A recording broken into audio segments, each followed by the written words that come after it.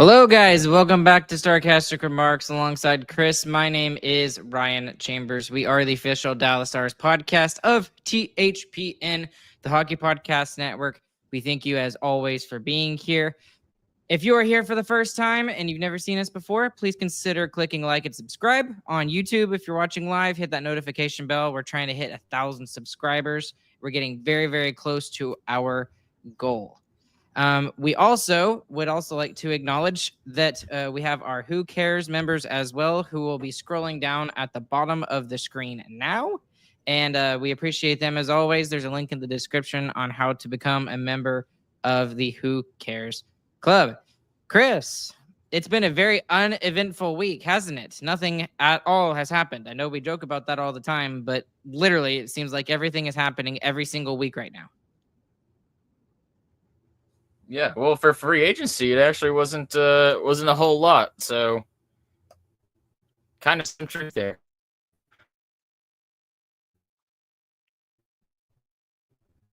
I think we lost Chris, but it's okay.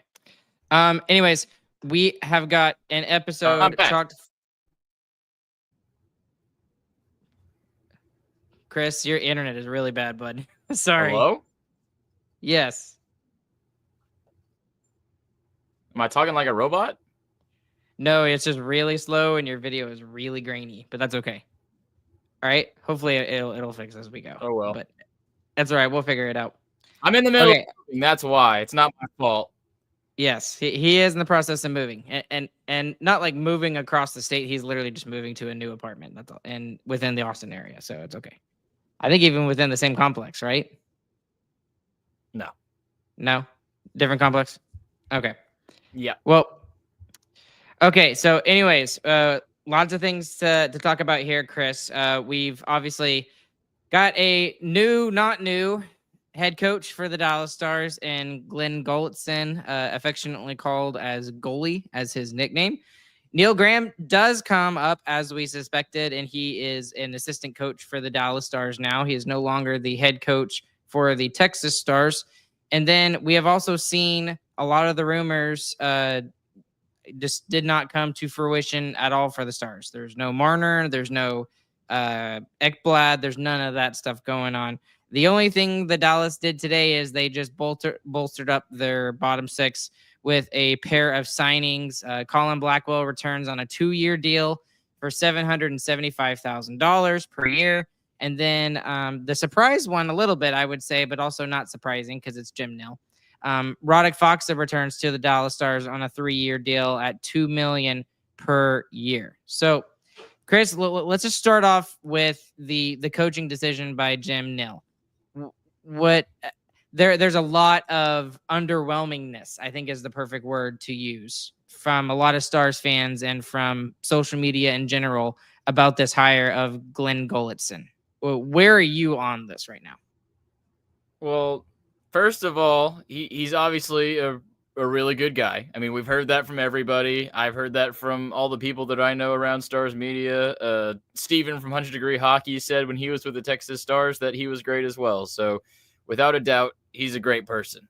And he's really good with relationships too. I mean, he was able to keep good relationships with Connor McDavid and Leon Draisaitl, two of the best players. If anyone's going to have an ego, it's those guys. They deserve to. And he was kind of kept in good graces there. Jim Nill said it was a really hard decision to fire him the first time around, even when he had some pretty bad records going on the first time he was in Dallas. So as far as relationships go, he's going to be worlds ahead of what DeBoer did. But as far as like NHL acumen and what he's actually accomplished, it's hard to understand it. I mean, he's had 2 head coaching jobs. It was with Dallas. That was his first one, his first crack at the NHL. And it was with a team that was at the salary cap floor that literally didn't have an owner because they were bankrupt. So obviously a really bad situation there, and he didn't do great. So shocker. The one that's a little more telling to me is the Calgary one. He had a solid team that underachieved. He went to the playoffs one time and his team got swept. After he got fired, Calgary became the regular season Western Conference champions. So I think it's pretty safe to say he underachieved in Calgary.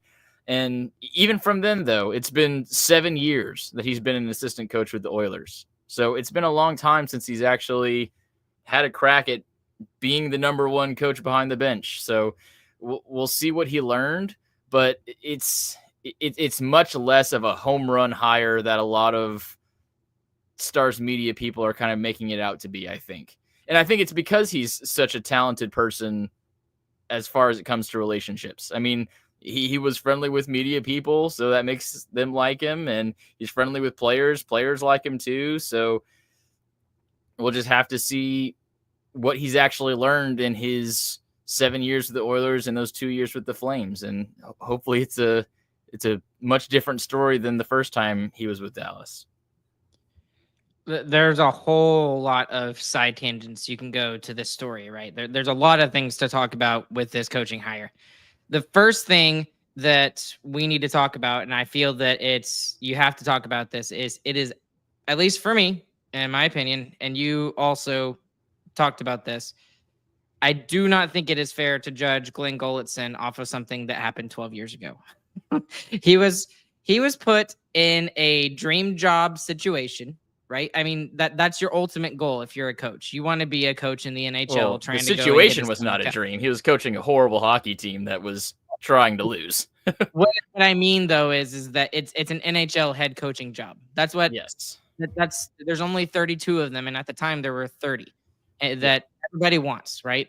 All of the coaches, that's what you want to eventually get up to, is to be an NHL head coach and get a Stanley Cup, right?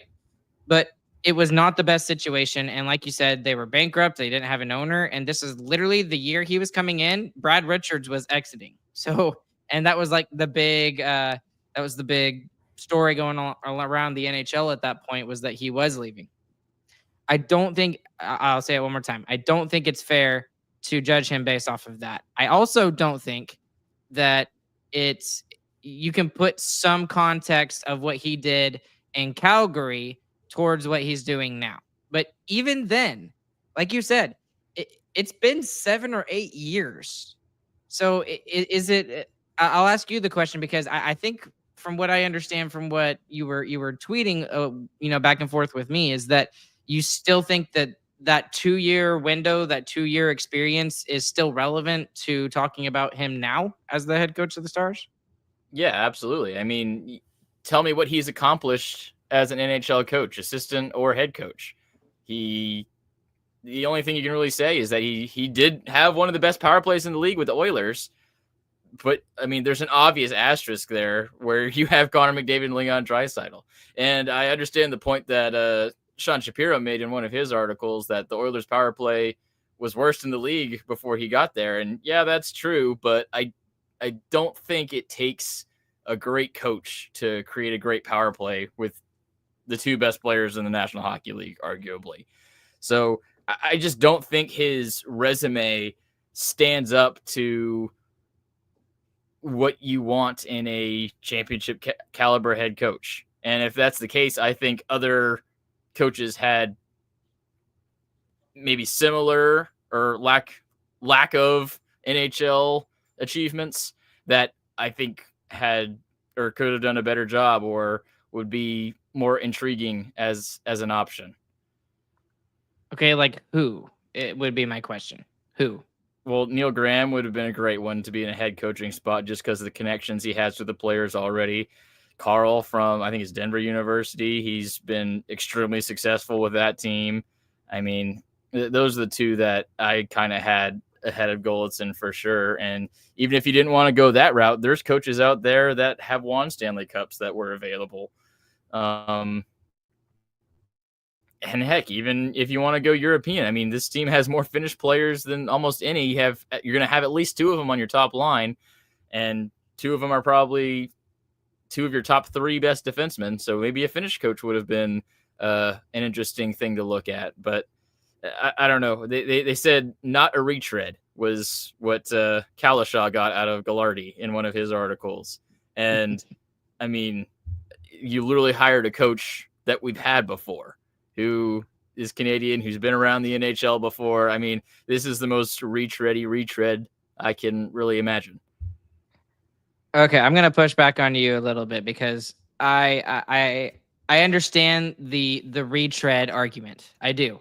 I mean, obviously he is in the circle of retreading coaches. Okay, what I would say is that he is not in the head coaching retread circle. And what I mean is like when you think of the head coaching retreads, you think of the the Gerard Gallants, the Pete DeBoers, for a while Barry Trotz. You've got all sorts of other guys who are. I mean, Peter Laviolette, who I think is still available. Actually, I don't know Yeah, if I think he's he available. said he wanted to coach again. But what this hire by Jim Nill makes sense based off of what he said in the press conference to me. And I know that's not how Tim Cowlishaw sees it. That's exactly how I see it here. Okay. Because he did something completely different. Okay. You mentioned Neil Graham. Neil Graham also has not won really anything at any level either. That's what I'm saying. But he hasn't yes, won anything either, so why not go Neil Graham? The thing with Neil Graham though is he has absolutely zero NHL, experience at all. And so you got NHL experience, but you didn't get any good NHL experience, I don't think. You're talking about Glen Gulutzan? Right. I mean, he doesn't have the achievement he has is that he had a good power play when he had McDavid and Draisaitl. I think that I think that he will be fine. I really do. I mean, I agree. He's going to be fine. And I think going from a coach like DeBoer, who obviously struggled with keeping relationships good on his team, to a guy that is very savvy at navigating those interpersonal communications is going to be a huge change and is going to be a big morale boost to these guys too. So I 100% agree with that. There's definitely upside. I just think I just don't think he was the best guy on the table. And I think it was a comfortable hire for Jim Nill. And I think, I just don't think it was the best option. The other thing with this too is it depends on how you view Jim Nill too. And to be completely honest with you, as underwhelming as this was, I wasn't super excited about this either. This might be the right move, and we just don't even realize it right now. We might look back, a year from now and be like, "Wow, look at how things have changed from then to now." And I hope that's the case. I really do. Yeah, I do as well. It's just, it's just not from what we know. We can only go based off what we know. We don't know what he's talked about or what he says he's learned or all that different stuff. Well, all we can judge him on is what he's accomplished so far. And that's kind of what, and to kind of go back to Neil Graham a little bit. That's why I'm kind of glad Neil Graham didn't get thrown into a situation like this, because at the same time, if this is a guy that you want to be around for the long term, like let's say that Glen Gulutzan is just the Band-Aid right now until Neil Graham gets more experience to eventually become that next head coach of the Dallas Stars. Maybe this is just a Band-Aid just for 2-3 years until he's fully ready. Because honestly, do you want to give the roster is not a Ferrari anymore? Okay, it's still a good car. All right, it's still a souped up Mustang or a souped up Challenger or something like that. It's still a good car. You got to broaden your car knowledge. Yes, yeah. Sorry, I'm not very knowledgeable on cars. I'm just trying to make an analogy. But do you really want to give a 16-year-old, a new guy to the NHL, keys to this car when there's still some expectations there that this team is going to be a contender? And I know a lot of Stars fans are stepping back from that ledge right now and thinking that this team is going to be a Stanley Cup contender. But we're still talking about, this is still a good team. This is still a good playoff contender. They're going to make the playoffs. I mean, do you want to put Neil Graham in a situation like that?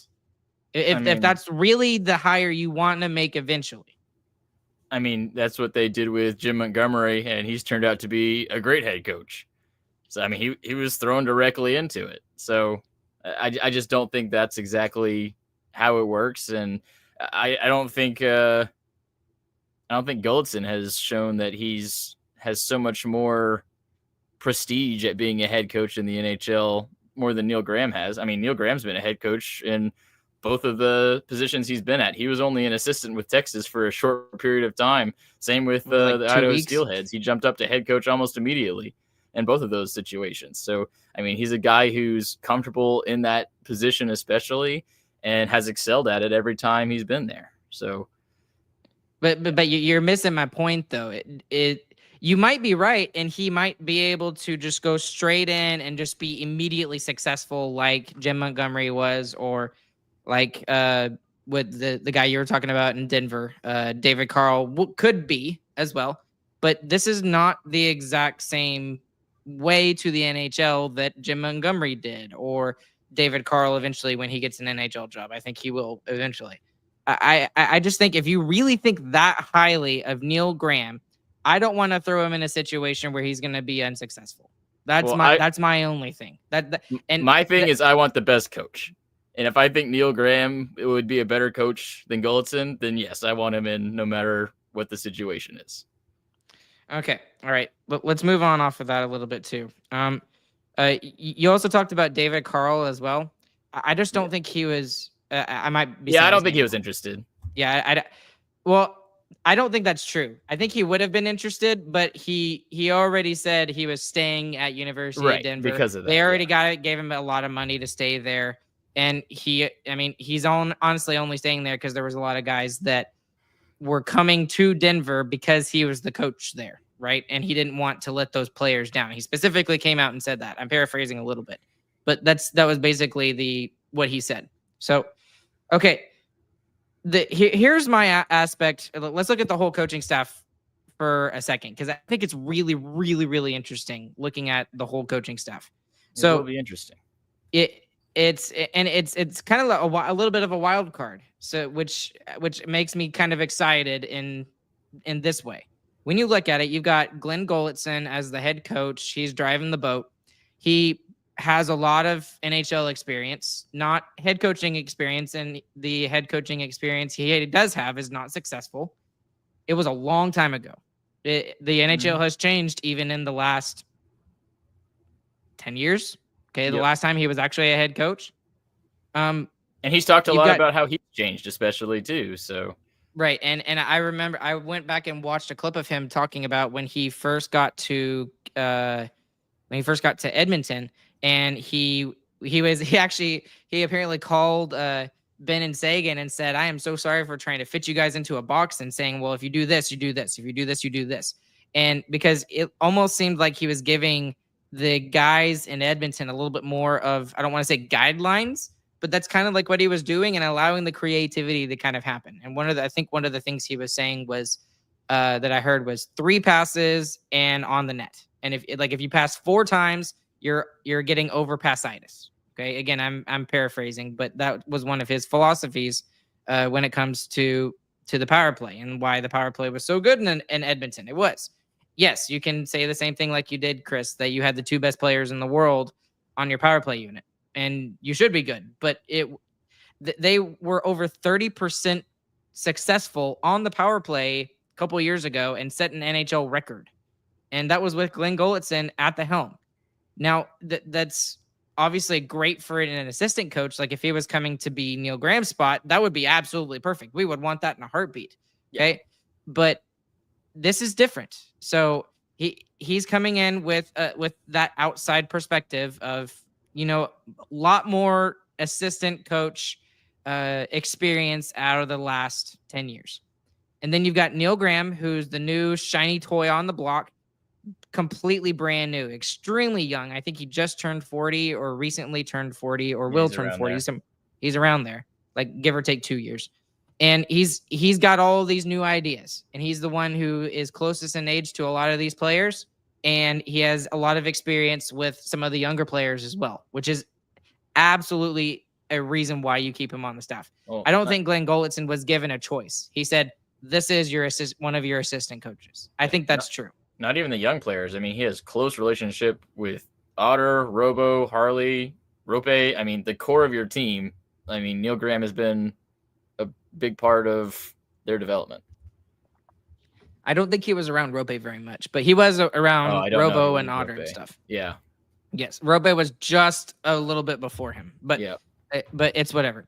And then the even cooler thing, and the thing I'm most excited about, is that Elaine Nasruddin is actually staying. And I know that seems underrated and people will roll their eyes at me when I say this, but when you look at the defense that Alain Nasruddin was given last year, and the fact that we had major issues in terms of injury last year, especially with Miro Heiskanen being out for a long time, we still had a top 10 defense in the league with Dumba in the lineup consistently and Lyubushkin in the lineup consistently, and a rookie in and out of the lineup for a while until he solidified himself at the end of the year. Like, that's huge for me. And again, this is another guy who's got a crud ton of experience. And then when you look at the goaltending coach, when you look at Jeff Reese, I think that is super key that you kept him here, because he and Jake Ottinger have from, I don't know this from watching or anything, but just from what I've been told, they have a huge relationship between the two guys. It's a very good working relationship. So when you look at the coaching staff in that way, when you've got a guy who's kind of in the middle of the age of coaches with Glen Gulutzan, Neil Graham's the new shiny toy on the block. He's the young guy. He's the rookie on the coaching staff. And then you've got Alain Nasruddin with even a ton of, again, assistant and, associate coach backup experience. And he's been a head coach himself. So he can also kind of help Glen Gulutzan on some decisions if goalie is having some issues. So I know that a lot of people are very underwhelmed with the signing. And when I first heard it, I was. But when you look at it in that aspect, that gives you a whole brand new, fresh set of ideas. It's completely brand new. And it's not like a head coach comes in and then he brings his guys in, which can work and does work. This is interesting. This is different. This kind of puts together a whole bunch of different ideas that allows you to take more darts from all of these guys' minds and throw them at the wall and see what sticks. Because I think this team still has a chance, if they can get their act together, to win a Stanley Cup. Exactly. That's the hope. So, but I think this coaching staff is better suited than with Pete DeBoer's coaching staff, in my opinion, because of the fact that he lost the room. Yeah, I definitely like the assistant coaches that were kept around, and I do think that was more of a Jim Nill decision than a Gulutzan decision. I think you're right on that one. It'll be really interesting to me what kind of defense gets run, if that man-on-man style defense was more of a Pete DeBoer thing, or if that was more of an Alain Nasruddin thing. What was that? Please let it be gone. Please. Yeah, well, I said because pretty much every goalie that has talked about the defense that DeBoer was playing said it's just so much easier to play goalie when you have a zone defense in front of you. It's just more predictable, easier to see where your sight lines are going to be. And for a player like Otter, who relies on his size and his positioning to make the majority of his saves, I mean, he could go to a whole different level if he has a little bit of a different look in front of him. So that'll be really interesting to see going forward. And then for Neil Graham, if he is actually running the power play, he really liked doing the spread offense with the Texas Stars on the power play. So it'll be really interesting to see if that's something that they go for. And that would kind of go against what Gulutzan is talking about. Like you said, that you're the 3-pass kind of mindset. The spread, you're spreading out and taking a guy out of a scoring area in the hopes that your superior skill in passing can get you a better opportunity than that guy planted in the slot would be. So that requires more passing. So that'd be a little bit against what Gulutzan would do. So it'll be interesting to see what kind of happens there as well. Let me ask you this question that popped into my head. Neil Graham, let's just say they go with what Gulutzan wants to do at the beginning of the season in terms of power play strategy. Okay, whatever. Okay, it doesn't work. Okay, Neil Graham says, "Hey, let's try my strategy." If Pete DeBoer is the head coach of this team and Neil Graham is the assistant, do you think that anything would change on the power play? Probably not, because Steve Spott would be running it anyway. But yeah, it's not like Neil Graham is solidly on team spread offense on the power play. I mean, it changed around all the time. The spread offense turned into a 1-3-1 in the middle of the play sometimes. So it's not like that's his thing and Gulutzan is strict on the 1-3-1. But it'll just be interesting to see how that works out. I think the spread, you can get like those one-timers off a little bit better. So it might be cool to see Rantanen and be able to let those loose a little bit more. Well, here's what I'm getting at though, Chris. And the thing that a lot of people criticized Pete DeBoer about was the fact that he was not willing to make adjustments. From what I see and from what I hear and from what I understand, I think Glen Gulutzan would be much more open, especially in the playoffs, to making adjustments if needed. And I don't, because that was the thing that kind of killed Pete DeBoer in the end, is he was unwilling to make adjustments after the Edmonton Oilers made adjustments. I think he made adjustments. I mean, the first series against the Avalanche, I thought DeBoer did a great job of adjusting, especially his defense, to try and combat what the Avalanche were doing.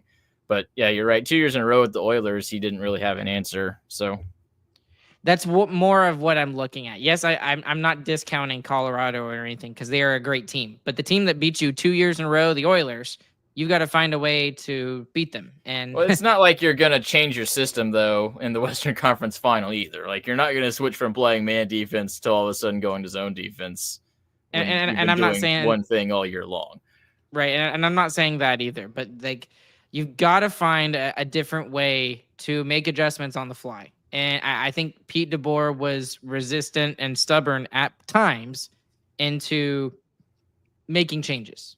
And I mean, that's even something that Mike Heika himself kind of talked about, is that, once Pete DeBoer made a decision about how they were going to play, he was pretty adamant and pretty stubborn about staying in that way. And that's on the record of Mike Heika himself saying that. And if Gulutzan is really more open to it, he's got a good staff around him, I think, that's going to give some pretty solid suggestions. So after all of this, and it's probably been about 2 to 3 days since it was first reported that he was offered the job, are you a little bit more, I don't want to say excited, because excited is not the right word, but are you a little bit more willing and open to Glen Gulutzan being the head coach compared to when you first heard? No, because I am a lot more open, and I'm a lot more excited about I actually am excited about the fact I'd say that I'm excited just to see something new, to see what he implements is going to be really interesting. I mean, just because I disagree doesn't mean I'm not excited for it to happen. I think changing the coach was still the right decision. I think going from a guy who is not great with relationships to a guy that is known for being really good with relationships is a good big shift there. So I am still excited. I think it's still better than what you would have if you kept Pete DeBoer around, which is what it seemed like Gullardi wanted at first. So again, kudos to him for listening to his staff and his players. And yeah, I think the Stars definitely are still a contender, and Gulutzan should be good enough to be successful with this team. He's got no excuses anymore. Absolutely. He's got a really good team in front of him compared to the team he had 12 years ago. And we could go down a whole number of other rabbit holes, which I know we could probably do next week too, Chris. But is there anything else specific that we're not talking about that you want to have mentioned real quick before we move on? No, there's might be one other coach. Most NHL benches have 4 now. Right now, the Stars have 3, so they might have one more coach coming. And I guess we should mention this too, because I don't think it was reported at the time on our last episode, but Misha Donskov is now a vice president within the Hockey Canada organization. So he is no longer with the Dallas Stars either. So Alain Nasreddine is the only returning member of the coaching staff from last year out of the head coach and the assistants. So, of course, Jeff Reese, the video coaches, all of that stuff. But Alain Nasreddine is the only one returning from the assistant and the head coach. Okay, let's get into a couple of other topics of discussion today, and I'm getting a big smile on my face because I know Chris is gonna roll his eyes in. There's a little smirk. I don't know why people were so excited for free agency today. I'll be totally honest. I should have tweeted something even more so, kind of tampering expectations. But I did not expect anything. Like, I didn't expect him to sign anybody today in free agency.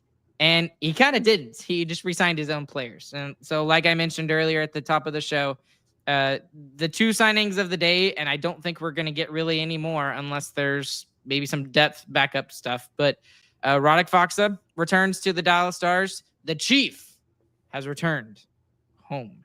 Chris is excited. He's very excited. It's not a $3.25 million cap hit anymore, Chris. It's a $2 million cap hit. It is $2 million. So what do you have to say about your favorite player ever returning to the Dallas Stars? That's a little bit better, I guess, is what I have to say. It's not $3 million. So I don't know. I mean, he's definitely a really good defensive fourth line center. I mean, that was never in doubt. Like I said, I always gave him his props for that. But the offense literally dies on his stick. That's what happens. So I just the days of us thinking our fourth line is going to be a scoring line is pretty much gone, I think. I mean, Radek Faksa is not going to be a point producer. So what I also think this means with him being re-signed, and then we're also going to talk about Colin Blackwell in a second. With both of these guys being re-signed, this kind of assumes that Sam Steele is being elevated into the top 9. And we should be expecting a little bit more offense out of Sam Steele next year, correct? Yep, we should. I mean, I thought Sam Steele was just Radek Faksa, but with the potential to score. So that makes it a little rough. I think he, again, is also a great fourth line center. I'd like Sam Steele a little bit better than Radek Faksa even. But the way it's kind of shaping out right now with the players on contract, it feels like we have like 2 really good fourth lines.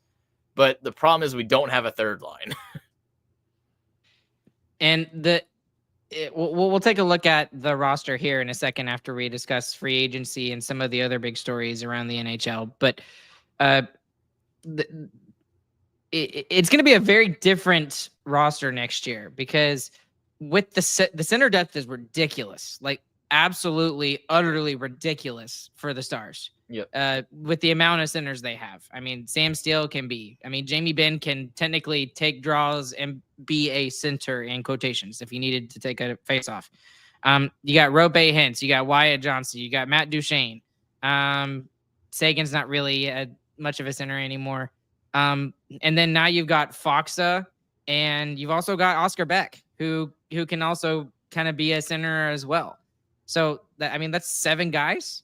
Right, just right there. And then Sagan again, if you want to include him take faceoffs. I mean, that's 8 guys that you can have take faceoffs, which is kind of cool. But Chris, go ahead. Real quick. I guess Oscar Beck offense also dies on his stick too. So they were just like, let's just double down on that, and we'll just have a line that doesn't score and never gets scored on. It'll just be zeros.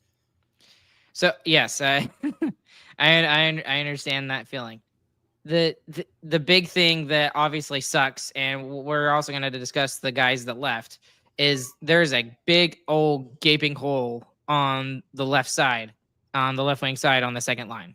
Well, what about the Blackwell signing? We didn't talk about that yet. Well, I know, but so I guess we can discuss that real quick too first, okay? And then we'll get into we got to introduce it to the people first. Blackwell signed for 2 years for $775 league minimum. I think that's a great deal. I thought he was going to get a little bit of a bump, so I'm very happy he got that. I mean, you're getting Colin Blackwell for cheaper than you would be playing Arttu Huru. Arttu Huru has, I think, about $800,000 if he were to play in the NHL. So that is a great deal by Jim Nill. And it's a good depth piece, and he showed he can score some big-time goals in the playoffs too, obviously. So I love that. He's one of those guys you definitely want to keep around, like a Mason Marchment, like a more physical aspect to your team. I know he's on the smaller side, but he still does play kind of that heavy type of game that kind of like Logan Stankoven did as well. Especially in the playoffs. Yes. Okay, so with him, by the way, I think they got him signed because they gave him that extra year. I think, and I don't hate that at all. Giving him an extra year for 2 years at 775. That's perfect. Yeah. And you talked about Huru. What that also does is it allows Huru to kind of stay in the AHL if he's not quite ready. If he's ready, then Colin Blackwell can be the 13th forward. Great, whatever. However, what this does do is creates a weird situation when you look at the roster. I mean, it is very weird, what you do. So typically what we saw Pete DeBoer do is he wanted to have Wyatt Johnston be on that third line and be that third line center. He was like dead set on that being a thing and having Rope, Duchene, and Wyatt Joe. I don't see how they keep that next year. There's not a chance. I just don't think there's a chance. Yeah, the lack of skill that you're going to have on the third line is just going to damper Johnston's ability. And I mean, you're paying the guy $8 million. You're paying him to put up points, and you're not going to let him put up points if he's going to be on a third line with Sam Steele and Jamie Benn or whatever it may be. And that was one of the criticisms that, we talked about. It's just like Wyatt Johnston, we expected him to have like a huge year this year, maybe get 40 goals and get 80 points or something like that. And he was playing that amount. Like, he was consistently one of the forwards that was getting the most time on ice. But the problem is like you said, Chris, he was not playing with top tier players. So then then it creates like this weird vacuum of your top six, right? So if you look at your top six, you've got Rope, Rantanen, Duchene, Wyatt Johnston, Tyler Seguin, and then who else am I? Robertson. Okay. And the thing with that, though, is it's kind of weird because it's like you obviously want to keep Rope, Hintz, and Rantanen together. That's got to be a thing that stays together. Okay. And then I assume you probably keep Robo on that top line now that Granlund is gone.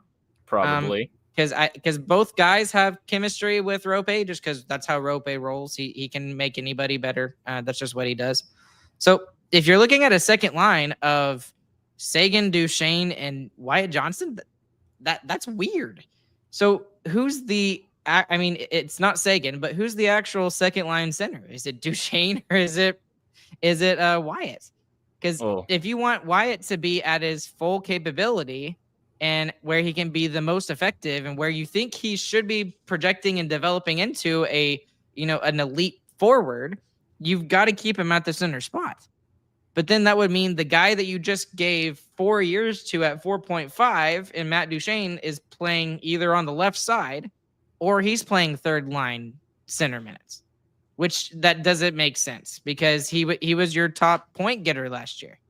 So it's just a weird dichotomy of. That's not a word. That's not a word. No, it's not a word. I was trying to think of the I right word. don't think it's a word. Or I think you at least said it wrong. That was not as smart as I sounded. The right mix of players moving forward. Like, does that kind of make sense in the thought process? No, I know what you're saying. You're gonna have three true centers in your top six. I mean, Rope, Duchene, Johnston should be in your top six. All of them have always played center, so someone's gonna have to not. Johnston has tried to play wing a couple of times on the top line. It hasn't looked great. We haven't really seen Duchene try and play wing, and that's what I think the solution is. I think it's Duchene sliding over to a wing spot and Johnston being the center there. Duchene's already defensively not the best, to say it nicely. I was just thinking about, yeah. So to have Wyatt with him, I mean, I think would cover some of his defensive liabilities. And like you said, you have an older guy at 4 years. You might want to protect him from slowing down a little bit. So just keep him on the wing, and you might not notice some of his speed decline because he won't have to come back as far on defense. So that's what I would do. I would go Duchene, Johnston, Seguin. And I mean, and I was going to ask you the question, but you already answered. I was going to ask, is Wyatt more defensively responsible than Duchene? Say absolutely a million times yes. Yeah, that's not a question. But that's yes. But here's the thing. I don't know if a lot of people would also agree with me because when we say that, because I think positionally Wyatt Johnston, it does get beat quite. There have been quite a few times he has gotten beat positionally. He has been in the wrong place positionally in his own zone. But that might have been the case of the system that they were using. And it might be because he was defending against McKinnon and Draisaitl in the playoffs. And that was going to be my second point, is because he was also getting the toughest assignments. Duchene was not going up against Draisaitl in the playoffs. Duchene wasn't. Yeah, it was not Matt Duchene. So that's going to be really interesting to see what happens moving forward with that. And then if maybe, and I know you said that Wyatt Johnston wasn't exactly successful on the top line, but he did have good stretches at points the last couple of years where he was on the top line on the left side, and it did work for a while. Now the reason why I would at least try that first and have Robertson play with Duchene is that Wyatt would be playing with better players, and that's always been the thing that we've been saying is like good players playing with good players will get you more offense. And I'm not so sure that Robertson is a good addition to that duo of Mikko and Rope. I don't know, but I mean, would you at least try that before just assuming he's going to be the second line center?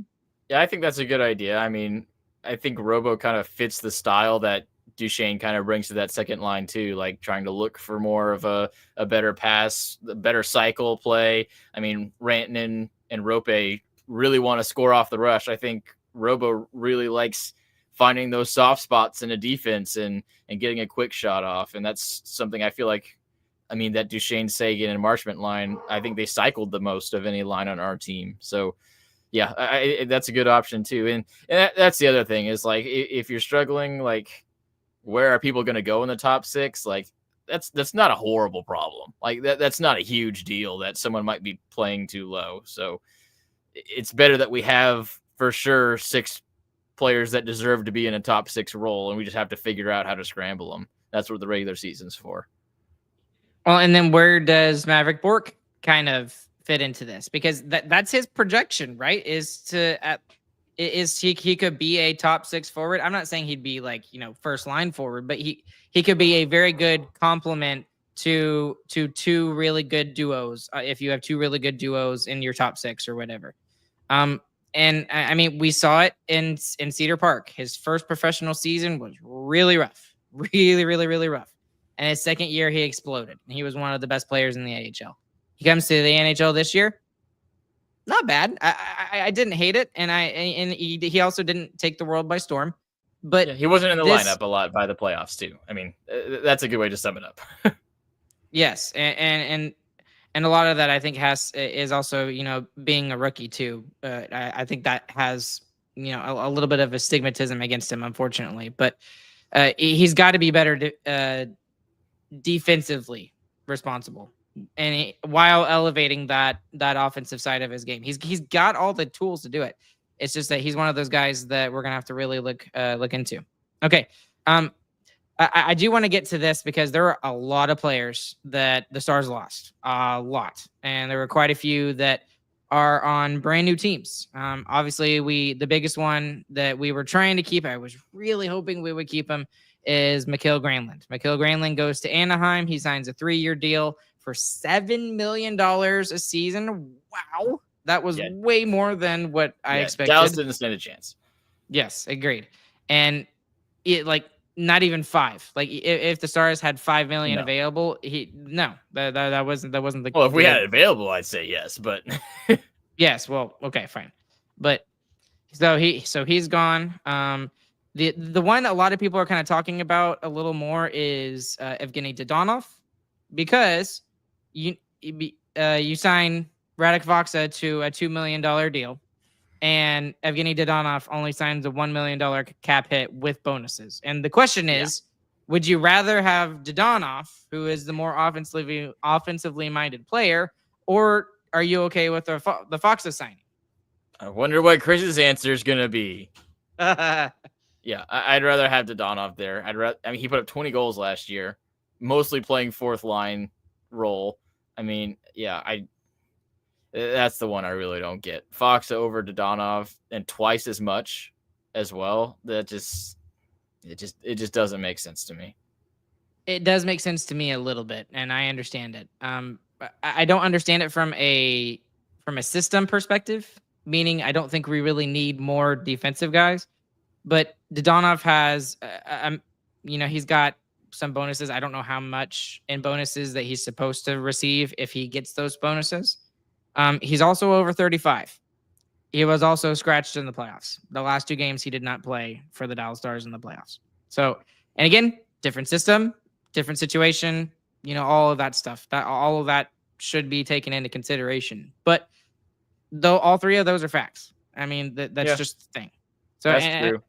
And I'm not saying by any stretch of the imagination that Radek Faksa is like he's a young darling or anything like that. He's in his 30s now as well, but he is younger than Evgeny Dadonov as well. So, and another thing, I'm going to defend Radek Faksa a little bit more too.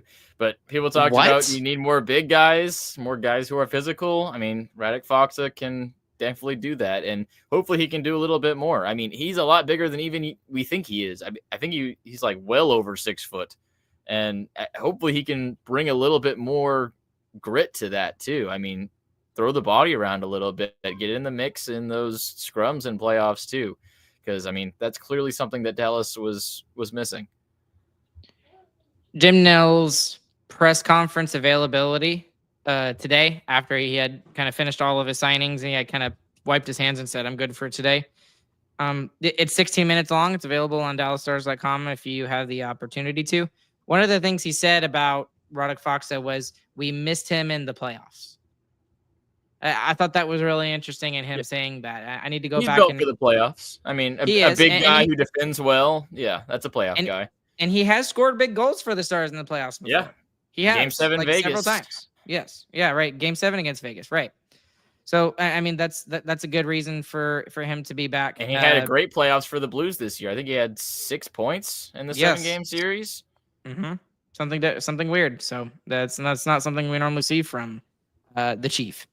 I'm still not defending him, but I'm giving him some props. You kind of did defend him a little bit, though. I'm just acknowledging. Yeah. I'm surprised you're actually acknowledging. Okay, here's the one that blows my mind is Cody Ceci. He goes to LA. Chris, have you seen his cap hit? Yeah, it was like 4.5. 4.5 for 3 or 4 years in LA? I think it was 4 years. Oh my gosh. Yeah, the Kings hit the panic button. I mean, they blew it against the Oilers. Everybody knows they blew it. They knew they blew it, and they just hit the self-destruct button. I mean, that has to be the worst July 1st I think we might have ever seen from an NHL team right there. A lot of people were saying worst contract of the day in Cody Ceci. That's easy. Yeah, that's not a good one.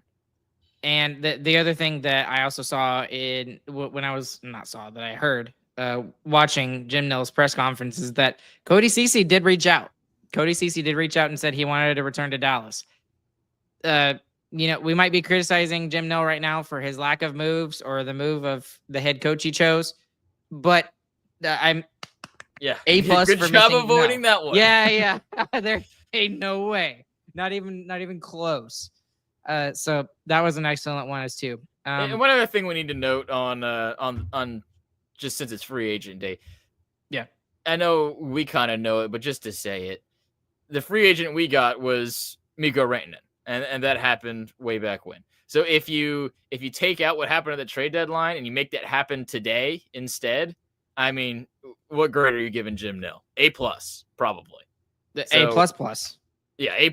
So you have to kind of take that into account because, I mean, that's the big reason why you couldn't make any big swings. And that's the only reason Robertson's name was being floated around as a possible trade candidate is because if we wanted to do anything in the offseason, that's what it was like.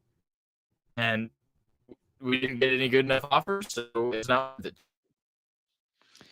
And then here's the other thing about all of that too is, like, I know a lot of people were trying to trade Lyubushkin, which I understand. I wasn't trying to trade him because he was bad. He was not bad for the Stars. I thought he was excellent for the Stars in the. Yeah. I thought he deserved to be in the Oilers series.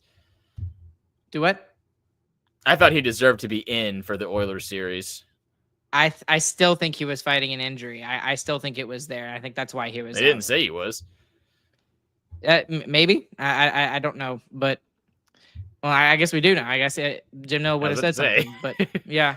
But, anyways, I agree with you. I mean, you forget that, like, when Miro went down, Harley became the de facto number one, and who was playing with him like 90% of the time, 5-on-5. It was Ilya Lyubushkin. It was, and he played excellent in that role, doing that. He was very good for what he was being asked, and the cap hit at 3.25. I'll take 3.25 Ilya Lyubushkin over 4.5 Cody Ceci. And as much as I love Cody Ceci and I appreciate what he did for the Stars in the playoffs and all of that, and coming in and trying to patch holes in the boat as the boat was sinking and everything, it's a no-brainer for me. And Jim Nill made the right decision in that. Yep. We got a super chat from Ardell. I think we had another one way earlier in the show from Nate G. Both of them telling me to acknowledge the tribal chief that is Radek Faksa. I'm glad that bit is back. We missed it. Yeah, Ardell says, Nate G and I have been waiting for the return of our tribal chief. He is big, he is strong, he wins wall battles, he goes to the front of the net. Head of the table, Radek Faksa. And I'm sorry, Nate G, I totally missed this. Acknowledge our tribal chief, Chris. Acknowledge him, Chris. And I'll acknowledge it again. Ardell is exactly right. He does do all of those things. The other thing he does is... Okay, other free agents that we lost today. My mind is going a complete blank as to who else we lost here today. Was there Matej Blumel? Yes, that was the big one I wanted to talk about. I hate that he's not coming back, but my suspicions were correct.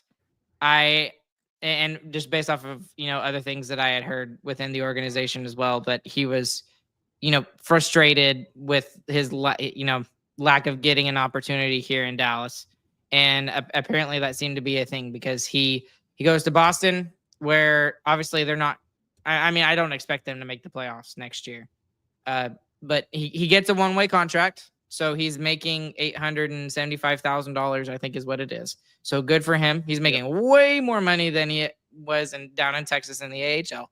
And he's actually going to get a chance to play, in a roster spot, probably in the middle six somewhere there in Boston. But how do you hate this as much as I do? I assume you do. Yeah, I really wanted him to be in Dallas, but he still, even this year, you look at the signings that were made, he was going to be scrapping for a spot and probably would have been healthy scratched a good bit. So I think he did what was right for his career, going to a place where he's going to be able to play consistently. And like you said, have a chance of probably playing higher in the lineup. He's definitely going to get a spot, at least on the second power play unit for Boston. He'll be able to unleash that one-timer that he's got. So it sucks, but that's the right thing for Blumel, and that's kind of the stuff you lose whenever you have a good roster spot. It's hard to give guys chances whenever you got guys that are really good in front of them. There's also Brendan Smith, but we kind of knew that was a cap casualty. Just he didn't play for the last 3 months of the season either. Right, so. That was the other thing. He just didn't play very much. Is there anybody else I'm not thinking of, Chris? I think you hit them all. Okay. You're probably thinking Mason Martin, but we already traded him a while ago. Yes. Yeah. Yep. We already talked about Mason Marchman a little bit. I do want to ask you, and we'll probably get into next week a little bit about all of the things that happened and how this free agent frenzy was kind of meh compared to last year. I think like $350 million or close to $400 million were handed out in contracts today, July 1st, 2025. July 1st, 2024, I think it was like 1.3 billion or 1.13 billion. It was over $1 billion in contracts were handed out. So, and a lot of that has to do with, all the things that happened on June 30th. And I think obviously the two biggest stories, and I'll get your opinion on either one of them. First off, Mitch Marner, he is no longer in Toronto. He was going to be a UFA, but he does a sign and trade, and he is now a member of the Vegas Golden Knights, which I absolutely freaking hate because that makes the Golden Knights better. And then the other big story out of free agency or, lack of free agency was the fact that Florida was able to keep and retain their three biggest free agents and Aaron Ekblad, Brian Marchand, and also Sam Bennett. So, what are your thoughts on either one of those stories, real quick? Zito's going to be. That's the thing. And yeah, Mark's going to be good for Vegas. I think it'll be really fun to see him try and prove Toronto and all of the Toronto media wrong, that it wasn't his fault, because, man, he is definitely the scapegoat for that team. And what do you think about Florida being able to retain all three of their big three? Yeah, Zito won GM of the year because of that. I mean, that's insanity. Yeah, when I was watching the draft and I saw that he won again, I was just like, okay, like, and I understand why he was chosen, because when they did the voting after the second round of the playoffs, right? So the Stars were last year. Go ahead. Last year, I think Nill was deserved GM of the year, but I'm saying this upcoming year, Zito's already won for next year. even if they lose in the first round. Oh yeah, done so. You don't keep those three players. There's no reason. All three of those contracts are bargains.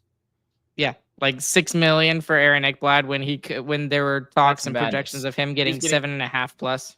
Yeah, he could have got 8, easy. Yeah, and like now, state tax doesn't give you that much money. I'll tell you that. Yeah. So. Yeah, and I also understand that everyone's like, oh my gosh, Brad Marchand stayed in Florida. The thing that worries me, he's going to be a Florida Panther till he's 43. Like, now you're obviously not paying him for what he's really doing. 43? He will be 43 at the end of the contract. Yes. That's crazy. Yeah. So there's a lot of risk to it, but I understand why you give him that contract, because you're not giving it to him for, the last 2 or 3 years of the deal. You're giving it to him for the first couple of years of the deal, trying to go 3-peat or even 4-peat with the Stanley Cup. So we'll have lots more time to talk about that another time. There's lots more stories we're going to get into with free agency officially over. Frenzy, I guess I should say. There's obviously it's still open until the season starts, but most of the big deals are done. We're not going to see a whole lot of movement from the Stars. We'll be able to get down more into depth about, we're going to do our player grades over the off season. We're going to take a look all the way back at last off season and see how terrible our predictions were for the standings. I'm actually really excited to see how that goes. And see which of the three of us were the worst. I think I was probably the worst if I had to take a guess. And then we'll actually be able to kind of get more into, what is Glen Gulutzan's coaching style? What does Neil Graham, what can we expect from a Neil Graham power play? And it's awesome that we have your expertise, Chris, with being able to talk with him basically every home game you could go to. And that's awesome to have that, the resource there. That'll be interesting as we move forward. So, but for this episode today, anything else? Nope. Dog days have begun. 3 months. Start counting. Thank you to everyone who has followed along with us live here this evening. If you missed the Stars Fan Stories episode, please go to YouTube and check that out. Ryan Gardner was our first guest of that series. It's going to continue through July and August. Every Tuesday at 7, a new one will be released, and then it will be released on the audio side the following morning. And I'm really excited to see where this series goes, and I'm really excited for all of you guys to hear these stories, because there's a lot of really cool ones, and Ryan's did not disappoint. It was very, very cool. And as always, go and join the Who Cares Club if you can. We're also trying to gain sponsors. Our media kit and a link to it is in the description below, whether you're on the audio side or you're on YouTube. And follow us on social media, as always, at Starcastic R. Alongside Chris, alongside nobody else, my name is Ryan. We will catch you guys on the flip side. Hope you all have a fantastic morning, afternoon, evening, whenever you guys are listening. Go Stars.